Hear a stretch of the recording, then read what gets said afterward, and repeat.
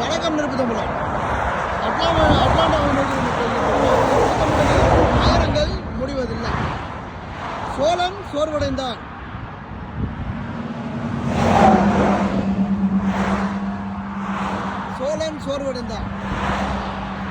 சோழன் தான் உயிருக்கு உயிராகவும் உணர்வுக்கு உணர்வாகவும் இருக்கக்கூடியவன். அவனே இந்த நிலைமைக்கு ஆளாயிட்டான்.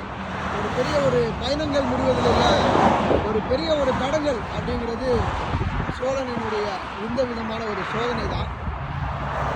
அட்லாண்டாவை நோக்கி நம்ம பயணித்துக் கொண்டிருக்கிறோம்.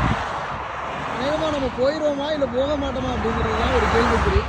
வாழ்க்கை அப்படிங்கிறது எப்பொழுதுமே நமக்கு ஒரு வேகமாக இருக்கும். எதிர்பாராத விதமாக எதுவும் நடக்கும்.